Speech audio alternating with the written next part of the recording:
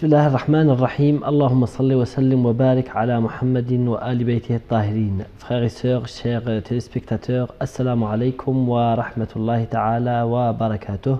Et bienvenue à nouveau dans un nouveau numéro. Et bienvenue de nouveau dans.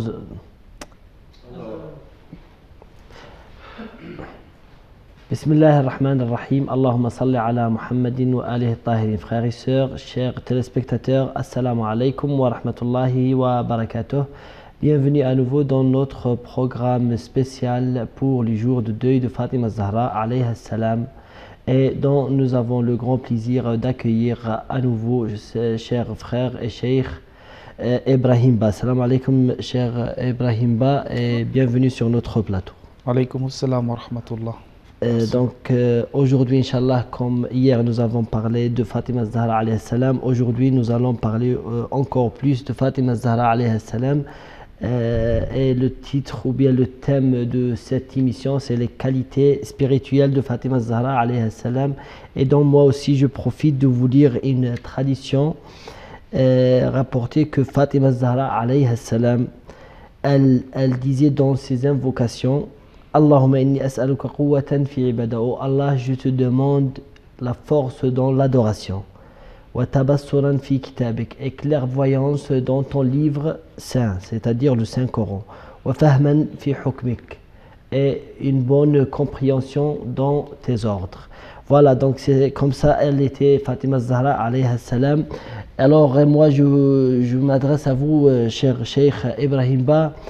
Les qualités de Fatima Zahra alayha salam, déjà on ne peut pas les limiter dans une émission ou deux ou trois, c'est vraiment énorme, il y a beaucoup, mashallah.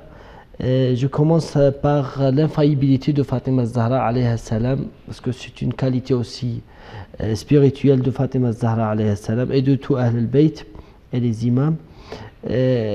Pourquoi elle était infaillible?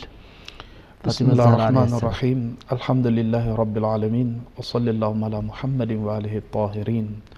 Louange à Allah, le créateur de l'univers, le miséricordieux, le très miséricordieux. Que la paix et la bénédiction d'Allah soient sur Muhammad, sur des prophètes, ainsi que sur sa sainte famille et ses nobles compagnons.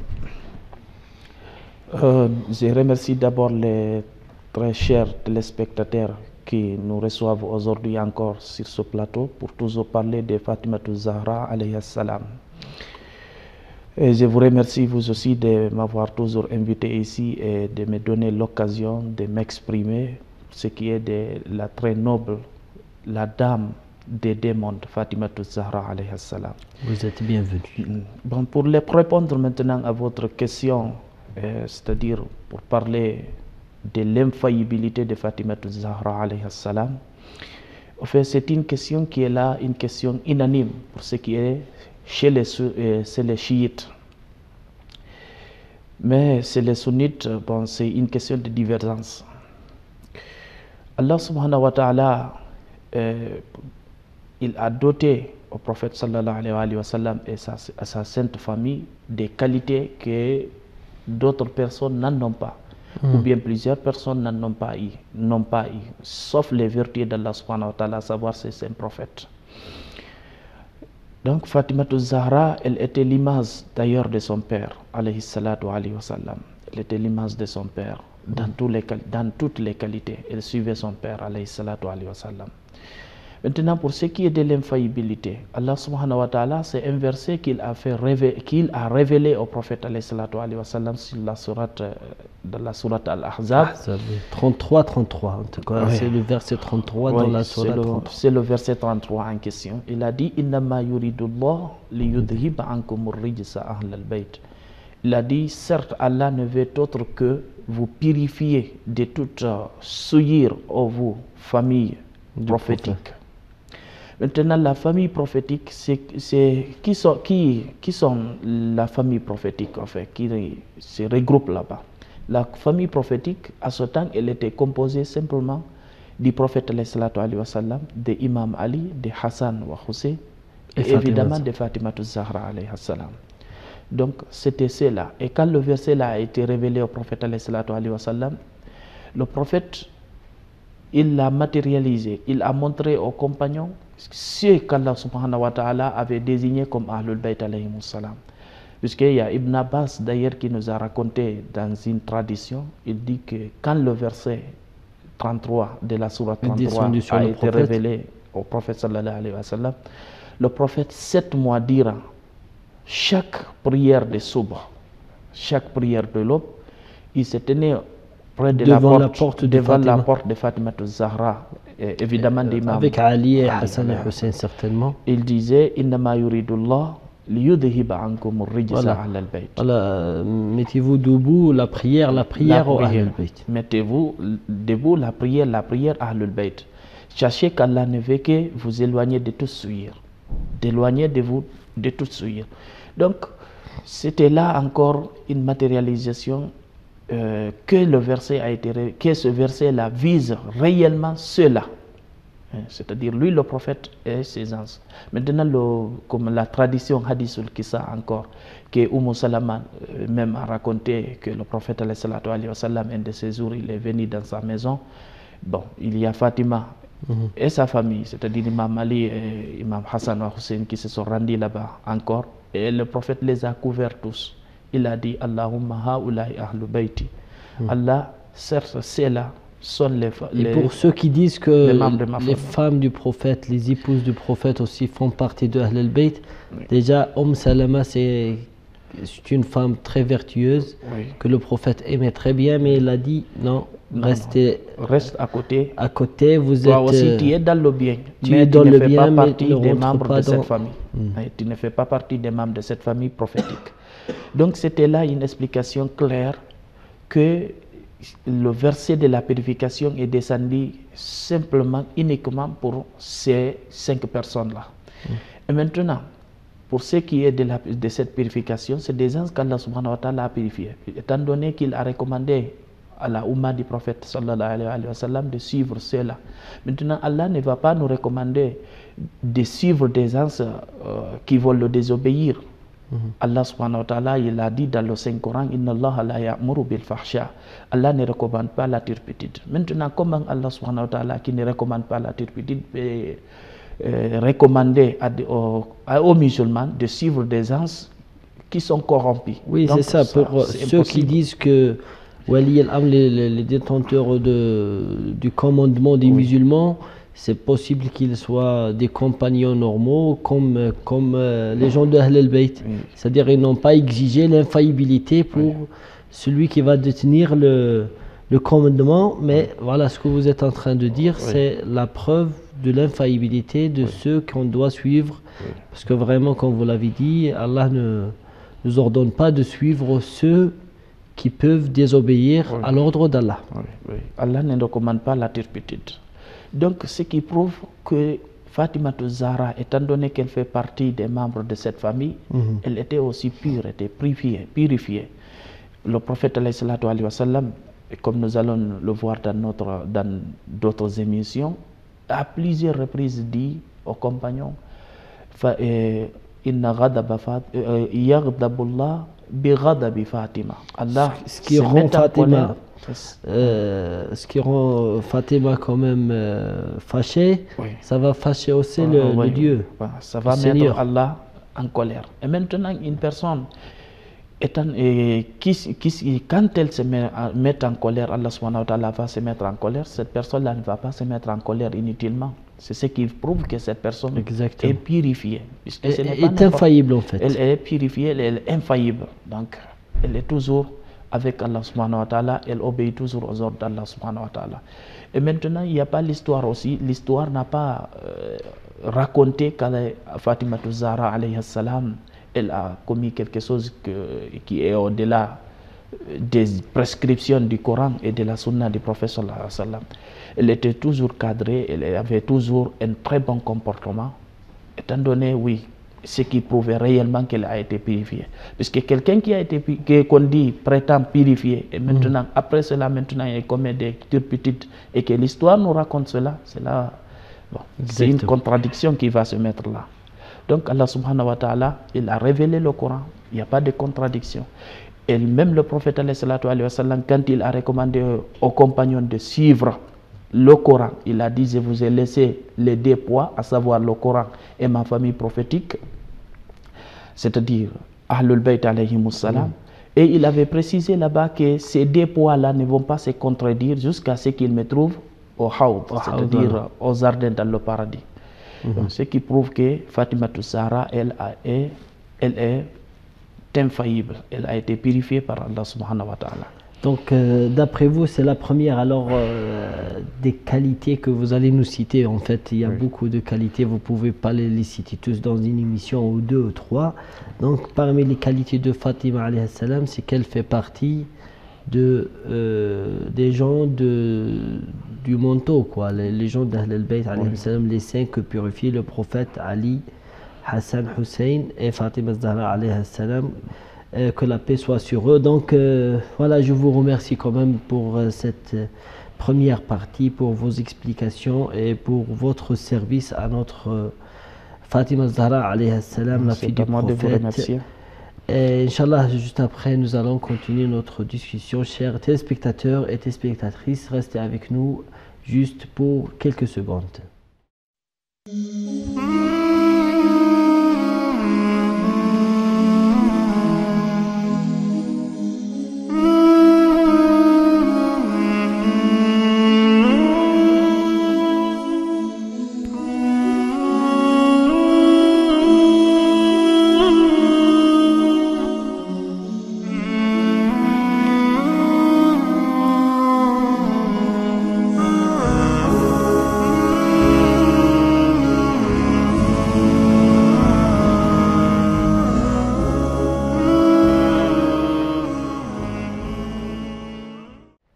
Bienvenue à nouveau, chers frères et chères sœurs. Je vous rappelle que nous sommes dans la 8e nuit des jours ou de l'Ayyam al-Fatimiyya, les jours de deuil de Fatima Zahra alayhi salam, toujours parlant de Fatima alayhi salam, les qualités spirituelles de Fatima Zahra. Donc, après avoir parlé, cher Cheikh Ibrahim, de l'infaillibilité comme première qualité que vous allez nous citer, parmi les qualités que vous allez nous citer aujourd'hui, je vous pose maintenant une question sur son comportement avec les pauvres et les nécessiteux. Comment était le comportement de Fatima Zahra alayhi salam envers tous les pauvres et les nécessiteux? Bismillah ar-Rahman ar-Rahim. Eh bien, son comportement était aussi celle de son père, en fait. Comme je venais de le souligner tout à l'heure, Fatima Zahra était l'image même de son père, en fait, et dans tous les domaines. Ce n'est pas dans un seul domaine. Et c'est comme ça aussi pour ce qui est de son comportement envers les nécessités. Fatima Zahra, alayhi salam, elle pilait même le blé pour ses voisins. Elle leur apportait de l'eau. On raconte un de ces jours, lors de ses jours de noces, en fait, le jour de son mariage, elle avait un vêtement tout neuf. Mais elle a appris ce jour-là même qu'il y avait une fille parmi les Ansars qui n'avait pas de vêtements. Elle ôta ce vêtement-là et elle remit ce vêtement à cette fille qui n'avait pas de vêtements. Donc c'est la preuve à quel point elle aimait les nécessités. Elle était bienfaisante envers les nécessités. On raconte encore qu'il y avait un mendiant un de ces jours qui s'était présenté au prophète alayhi wa sallam. Il a dit au prophète: j'ai faim et j'ai pas de vêtements aussi. Donc je te demande de nourriture et vêtements. Vous savez, à ce temps-là... Alors celui-là, il a deux problèmes en même temps. Oui, deux problèmes en même temps. En fait. À ce temps-là, on manquait de tout presque. Il n'y avait pas suffisamment de nourriture comme Allah subhanahu wa ta'ala nous a dotés aujourd'hui, et de vêtements.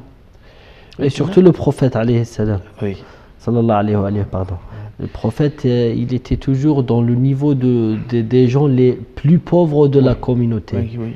Pourtant, il était capable d'être riche, quoi. Oui, oui. En un seul clic, il peut transformer les pierres ou les cailloux en or. Oui, oui. Tout ce qu'il demandait à Allah subhanahu wa ta'ala était exaucé. Mais le prophète ne le faisait pas, en fait. Maintenant, quand ce mendiant-là s'est présenté, le prophète l'a recommandé de se rendre à la maison de sa fille et de la demander. Le mendiant, il est parti là-bas, demander à la fille du prophète sallallahu alayhi wa sallam de la nourriture. Il est venu, mais il n'y avait pas de nourriture à ce temps. Chez elle. Il n'y avait pas de nourriture chez elle et il n'y avait pas de vêtements aussi. Il n'y avait qu'une peau de bélier qui se trouvait là-bas, et c'est sur cette peau que les enfants se couchaient, Al-Hassan ou Al-Hussein, la fille du prophète sallallahu alayhi wa sallam. Donc c'est très étonnant de leur part. Donc cela montre à quel niveau, bon, elle était généreuse et à quel niveau aussi elle de aimait son modestie, Dieu, quoi. voilà, de modestie elle vivait, puisque si c'était d'autres, bon, les filles des rois ou bien les filles des présidents qu'on connaît aujourd'hui, bon. Elle a dit, bon, c'est cette peau de bête que j'ai ici avec moi. Je voudrais que tu prennes celle-là. Le mendiant a dit, non, je ne peux pas prendre ça. Elle s'est rappelée qu'elle avait un collier avec elle, qu'une de ses femmes l'avait donné en cadeau. Elle a pris le collier en question, elle l'a donné au mendiant. Elle a dit, va vendre ce collier, Allah subhanahu wa ta'ala mettra de la baraka et tu pourras gagner à quoi manger, mais aussi quoi te vêtir. Le mendiant s'est retourné à la mosquée, trouver le prophète sallallahu alayhi wa sallam. Le prophète l'a demandé, qu'est-ce que ma fille t'a donné? Il a dit, en fait, elle n'avait pas de nourriture, ni de vêtements avec elle. Mais elle m'a donné ce collier. Le prophète a dit, oui, Allah fera de la baraka sur ce collier. Le prophète lui aussi l'a recommandé, va vendre ce collier, tu trouveras de la baraka. Bon, le mendiant, il a dit, je vends alors ce collier. Un des compagnons du prophète sallallahu alayhi wa sallam a demandé, il a dit, moi j'achète le collier, tu me le vends à combien? Le mendiant a dit, bon, c'est pour de la nourriture et du vêtement. Il a parlé comme ça. Bon, le résumé de l'histoire qui est là, le compagnon a acheté le collier, il a donné de la nourriture au mendiant, mais aussi des vêtements. Maintenant, le compagnon en question qui avait acheté le collier, il a donné le collier à un de ses esclaves. Il a dit, va donner au collier au prophète. Comme cadeau. Oui, va le donner au prophète. Donc le mendiant est venu avec le collier, l'esclave est venu avec le collier. Le prophète alayhi wa sallam a dit, va remettre le collier à son propriétaire, c'est-à-dire à Fatima Zahra alayhi salam.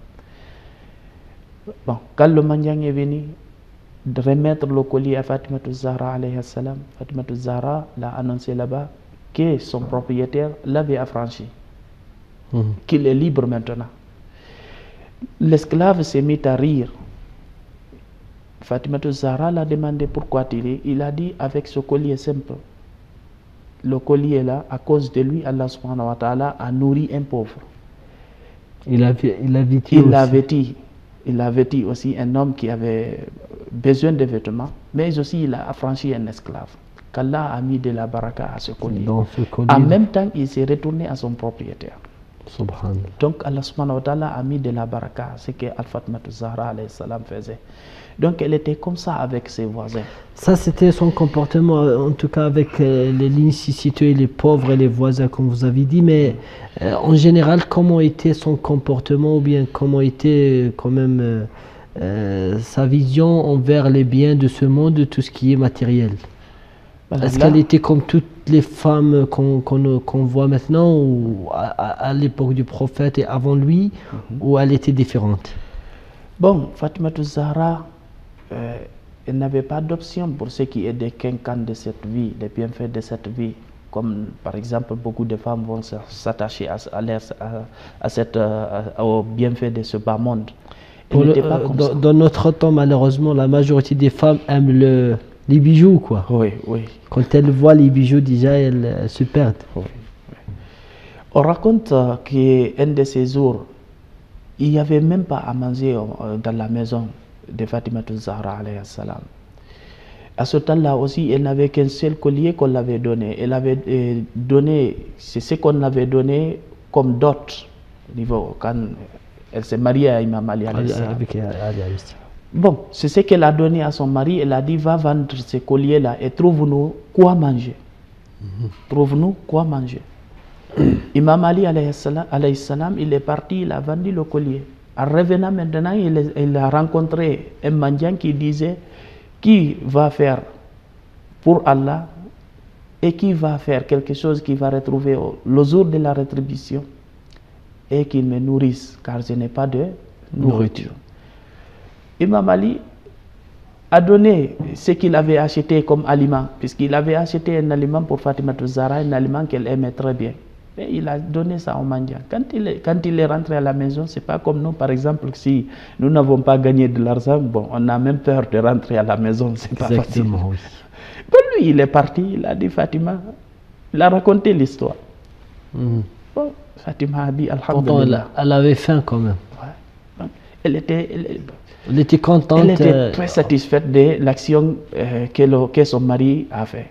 Donc, cela montre combien de fois elle n'était pas attachée au bienfait de cette vie. Elle savait que bon, il y avait le meilleur qui l'attendait le jour de la résurrection. C'est ça le résultat de l'infaillibilité quand elle se marie avec l'infaillibilité. Oui, oui, oui, c'est ça même, c'est ça même.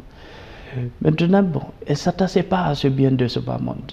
Donc, il y avait, bon, quand vous partez dans leur maison, vous trouvez quelque chose de très modeste. Oui, des fois, d'après les histoires que vous avez racontées, il y a certains moments qu'il n'y avait même pas la nourriture pour son mari ou pour ses enfants, quoi. Oui, oui. À quoi manger. Oui. Parfois, le prophète, il ne trouvait pas quoi manger. Même le prophète, il était comme ça. Hein? Oui, il était comme ça. Il était comme ça. C'est ce que je vous ai dit, que Fatima Zahra était l'image même de son père, alayhi salatu alayhi wa sallam. Donc, le prophète, parfois, s'est rendu à sa maison pour commander de la nourriture, pour trouver est-ce qu'il y a de la nourriture chez ma fille. Et il venait, il n'y avait rien. Il n'y avait rien. Et parfois, c'est les voisines qui amenaient quelque chose à manger à Fatima Zahra. On raconte une histoire que quand le prophète est venu, il n'a pas trouvé quelque chose, il est reparti. Mais il y a une voisine qui a amené de la nourriture. Et Fatima Zahra a amené quelqu'un derrière le prophète, l'appelant. Le prophète est venu, il a dit, bon, voilà ce que j'ai trouvé, papa, il faut manger. Mais quoi? Toute la famille s'est réunie là-bas, ils ont mangé, puisqu'il y avait l'invocation de Fatima Zahra sur cette nourriture. La nourriture restait toujours. Et tout le monde s'était rassasié. Tout le monde s'était rassasié. Donc elle vivait d'une modestie incomparable en fait. Incomparable. C'est comme la modestie même de son père alayhi salatu alayhi wa sallam. Voilà, c'est la fille du prophète sallallahu alayhi wa sallam, et en plus elle est infaillible, donc c'est normal qu'elle soit ou qu'elle devienne comme son père sallallahu alayhi wa alayhi, et que la paix aussi soit sur elle et sur son mari, ses fils et sur le secret qu'elle détient. Merci beaucoup, chers téléspectateurs, de nous avoir suivis jusque-là. Inch'Allah, on se verra juste après quelques secondes. Restez avec nous, s'il vous plaît.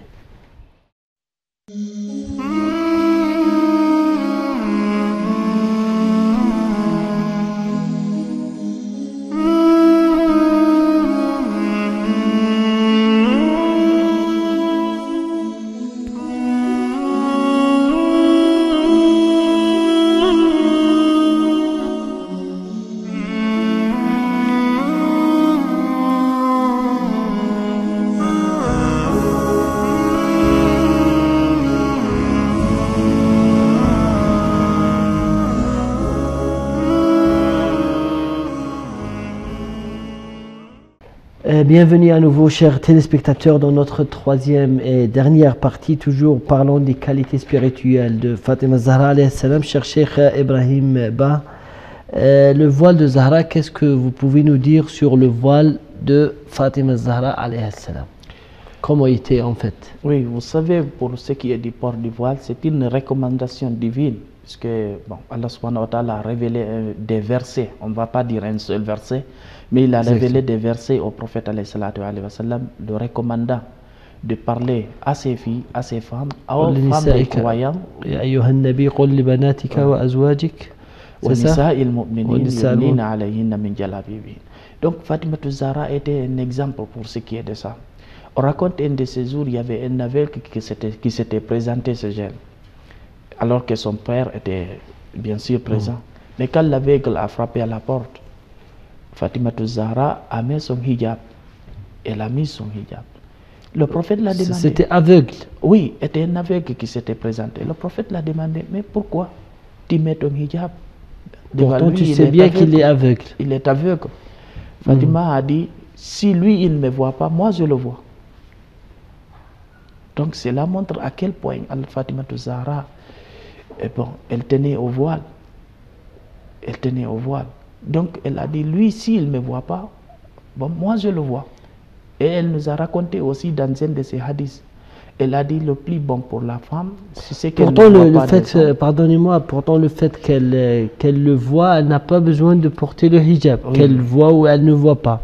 Mais ça prouve que le fait que le hijab, quand on met le hijab, ça garde ou ça éloigne la femme de penser à certaines choses qui ne sont pas conformes à la charia. Hein. Oui, elle était très vertueuse.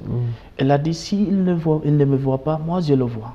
Donc elle nous a dit dans un de ses hadiths, elle a dit, le plus bon pour la femme, c'est ce qu'elle ne voit pas les hommes et les hommes ne la voient pas. C'est Fatima Zahra qui a dit ça. Oui, c'est Fatima Zahra. Il y a un de ses ça, elle a étonné quand même le prophète sallallahu alayhi wa sallam quand elle a dit ça. Oui. Elle a dit voilà, c'est le fruit de la prophétie. Quoi. Oui. Quand elle a fait ça, le prophète alayhi wa sallam, il a dit Fatima bid'atun minni. Voilà, c'est normal qu'elle dise ça. C'est normal qu'elle dise ça. C'est normal qu'elle le dise. Donc, elle était l'exemple strict aussi. Elle a montré un grand exemple pour ce qui est de nos femmes aujourd'hui, de nos sœurs. Comment est-ce qu'une femme doit se comporter envers les hommes, comment elle doit avoir son voile et porter son voile avec lui. Maintenant, bon, nous voyons aujourd'hui nos femmes, bon, c'est les hijabs, enfin, c'est des paris. C'est quelque chose de marginal, ne donne même pas l'importance à ça. C'est très décevant, en fait. C'est des paris. Quand tu vois, bon, tu as envie de regarder jusqu'à demain. Bon. C'est des paris, c'est des paris. Et maintenant, l'objectif du hijab, en fait, c'était pas ça. L'objectif du hijab, c'est de protéger la femme, pour empêcher les regards. C'est pour empêcher les regards envers elle. Mais maintenant qu'elle porte cela, on dit c'est un hijab, mais bon, c'est très attrayant. Exactement. C'est désolant, en fait. Maintenant, Imam Ali aussi, un de ces jours, il a posé une question à Fatima Zahra. Il a dit, à quel moment la femme est-elle très proche de son Seigneur? Elle a dit, c'est quand elle est dans sa maison. C'est quand elle est dans sa maison, elle ne quitte pas sa maison, elle est toujours dans sa maison. Et peut-être que c'est pour cette raison que c'est recommandé, en tout cas pour les hommes, c'est recommandé d'aller vers la mosquée pour faire les prières obligatoires. Oui.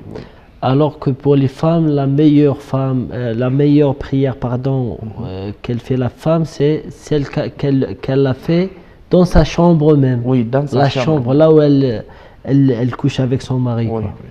Maintenant, en général, à la fin de cette émission, peut-être nous a resté 4 ou 5 minutes, je ne sais pas exactement combien, mais sa croyance profonde en Allah, pour peut-être résumer toutes les qualités de Fatima Zahra alayhi salam. Comment était sa croyance profonde en Allah Azza wa Jal? C'est cette croyance profonde qui la mettait, comment dirais-je, durant toute la nuit en prière. Un de ces jours, Imam Hassan nous raconte que sa maman était sur le tapis de sa prière, elle prie jusqu'à l'approche de l'aube. Et qu'est-ce qu'elle faisait là-bas? Elle faisait la prière et elle demandait à Allah subhanahu wa ta'ala de protéger ses voisins, de subvenir à leurs besoins. Imam Hassan a demandé à sa maman, mais maman, tu n'as pas demandé pour toi. Elle a dit, Ya Hassan, al-jar qabla dar, les voisins, après les voisins, maintenant la maison. Les voisins sont avant le propriétaire vrai de la maison. Quoi. Oui. Quand tu as des bons voisins, maintenant, là, tu peux dire que tu peux séjourner là-bas, tu peux être là-bas dans la paix. Mais ça, c'est vraiment quelque chose de bizarre, le fait qu'elle a fait elle a passé toute la nuit en priant, alors qu'elle a oublié soi-même en priant pour les autres, pour les voisins. Ça, c'est vraiment généreux de sa part. Oui, et on raconte aussi qu'elle se tenait debout pour la prière jusqu'à ce que ses pieds s'enflent. Donc elle était l'image, je vous ai dit, c'était l'image exacte de son père, puisque vous savez, le prophète alayhi wa sallam le faisait aussi, jusqu'à ce que la mère des croyants, Aïcha, a demandé au prophète, mais pourquoi tu t'adonnes tellement à la prière comme ça, toi qu'Allah a pardonné les péchés avant et après?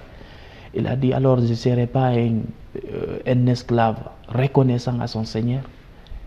Je ne serai pas un esclave reconnaissant à son Seigneur. Que la paix soit sur le prophète et sur sa famille. Moi, j'aime bien qu'on finisse l'émission par une question qui nous relie avec les jours de deuil de Fatima Zahra alayhi salam. Vous avez cité pas mal de qualités spirituelles pour Fatima Zahra alayhi salam. À la fin, elle était traitée d'hypocrite ou je sais pas moi, qu'Allah nous préserve. Vraiment, c'est difficile de dire ces mots-là devant la grandeur de Fatima Zahra alayhi salam, mais vraiment les gens les plus proches de son père, soi-disant les compagnons, et ils l'ont traité quand même d'hypocrite, ils voulaient même la tuer.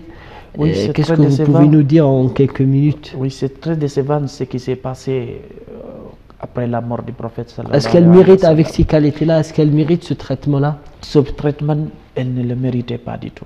Elle méritait que les compagnons, comme le prophète alayhi wa sallam avait un grand amour pour elle, que les compagnons aussi, comment dirais-je, préservent cet amour que le prophète avait pour sa fille alayhi salam. Il devrait le faire. Il devrait le faire. Mais accepter ce qu'il leur disait. Puisqu'elle le disait aussi pour leur bien. Elle leur disait pour leur bien. Puisque si cette communauté avait accepté, elle avait accepté le testament du prophète alayhi wa sallam, de suivre le Coran et de suivre aussi la famille prophétique, on ne serait pas là avec les divisions dont nous vivons. Fatima Zahra, elle luttait pour que la Oumma de son père n'arrive pas là où nous sommes aujourd'hui, avec cette division entre musulmans. Donc c'est très décevant. C'est puisque les compagnons n'ont pas accepté de perpétuer, de préserver l'amour que le prophète avait pour sa fille, c'est pour cela que nous retrouvons aujourd'hui ici. Les compagnons n'ont pas accepté le discours que Fatima Zahra avait tenu, n'ont pas accepté ses recommandations. Elle a dit, ils ont rejeté même son testament, malheureusement. Voilà. Donc, pour ce que le cadeau que le prophète l'avait donné même, on l'a repris. Ils l'ont violé. Et pourtant, elle ne bénéficiait pas de ce cadeau, soi-disant c'était pour elle, elle mangeait un jardin. C'est pour les pauvres. C'est pour les pauvres, en fait. C'est pour les pauvres. Oui, Fadak, c'était presque pour les pauvres. C'est pour les pauvres. Qu'Allah vous récompense, et nous sommes là, chers téléspectateurs, juste pour qu'on parle, qu'on vous raconte l'histoire de Fatima Zahra alayhi salam, pour que vous aussi vous fassiez un effort en lisant l'histoire, en lisant les hadiths, en lisant le Saint-Coran qui parle de Ahl al-Bayt alayhi salam, et surtout l'histoire qui parle de l'injustice subite, en tout cas, bien le traitement malheureusement des compagnons du Saint-Prophète sallallahu alayhi wa sallam envers Ahl al-Bayt et surtout envers Fatima Zahra alayhi salam. Je vous remercie, cher Cheikh Ibrahim. C'est à moi de vous remercier. Chers téléspectateurs, merci beaucoup de nous avoir suivis jusqu'à la fin. Notre prochain rendez-vous, ça sera demain, Inch'Allah. Assalamu alaikum wa rahmatullah.